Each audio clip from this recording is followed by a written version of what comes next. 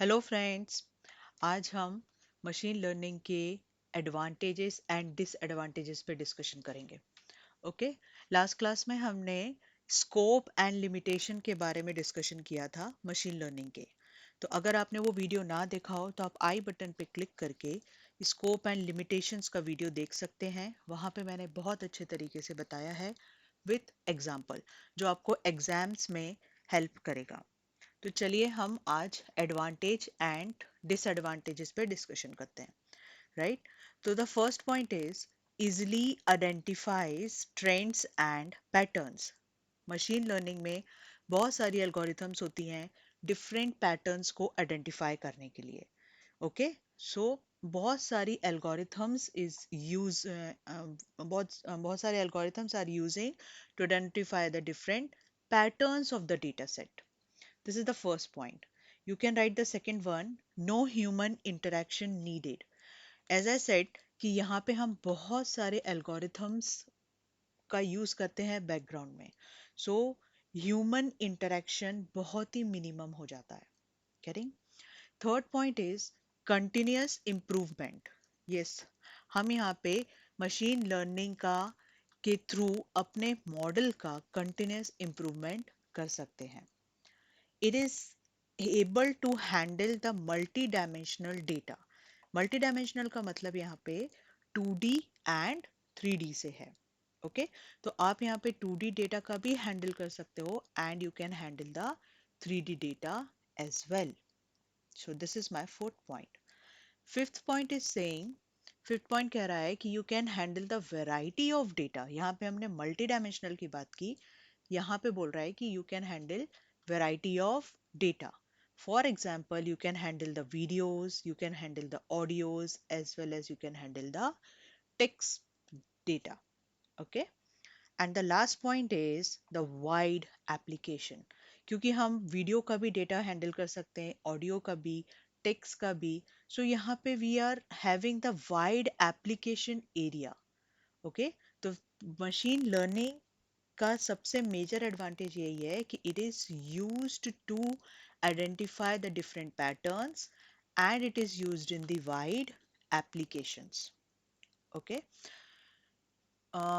For example, जैसे हम आजकल बैंक में यूज कर रहे हैं, ई कॉमर्स वेबसाइट्स में यूज कर रहे हैं, राइट। बुकिंग सिस्टम में यूज कर रहे हैं जब आपको रिजर्वेशंस वगैरह करना होता है, टिकट्स वगैरह बुक करना होता है। सो मेनली हमारा जो मशीन लर्निंग का एडवांटेज है वो यही है। ओके। नाउ एडवांटेज के साथ साथ यहाँ पे कुछ डिसएडवांटेजेस भी हैं मशीन लर्निंग के। सबसे पहला डिसएडवांटेज कहला है हाई एरर। ओके। अब यहाँ पे आप वाइड एप्लीकेशंस हैं, यहाँ पे बहुत सारे पैटर्न्स हैं, तो यहाँ पे एरर रेट भी इंक्रीज हो जाता है। ओके। मशीन लर्निंग के एल्गोरिथम्स आपको accurate, near to accurate models provide करते हैं, but there is a high chance of the error also. This is the first disadvantage. Second disadvantage है डेटा एक्विजिशन। मतलब यहाँ पे हम बोल सकते हैं कि वी हैव टू, जिसको बोलते हैं अनुमान लगाना। ओके। आंकड़ों का अनुमान लगाना, अगर हम हिंदी में बोले तो।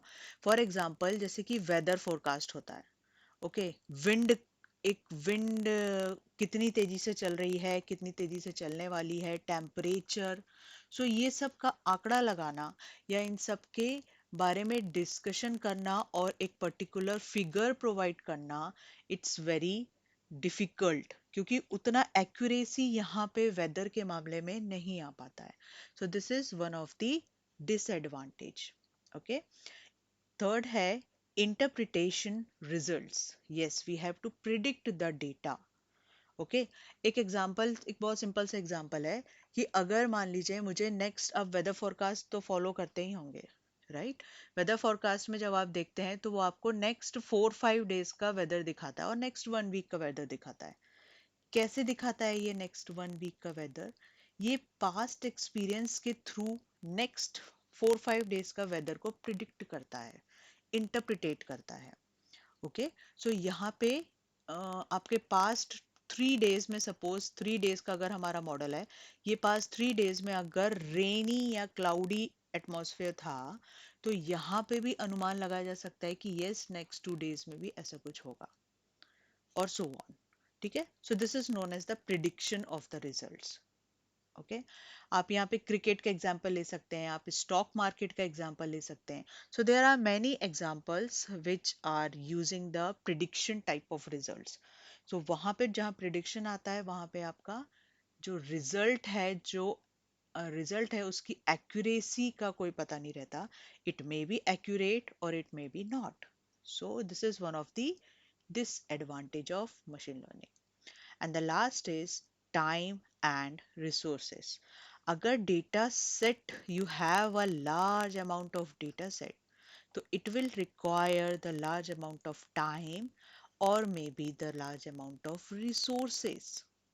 Okay, so these are certain advantages and disadvantages of machine learning जो आप अपने एग्जाम्स में लिख सकते हैं, अगर बाय सपोज वो क्वेश्चंस आते हैं तो। ओके, सो और वीडियोस के लिए please follow my channel, subscribe it, and अपने फ्रेंड्स के साथ भी इसको शेयर कीजिए, so that they will get to know कि मशीन लर्निंग में क्या क्या होता है, क्योंकि मैं आगे इसमें और भी वीडियोस बनाने वाली हूँ। सो आप प्लीज़ अपने फ्रेंड्स के साथ शेयर करिए। Thank you.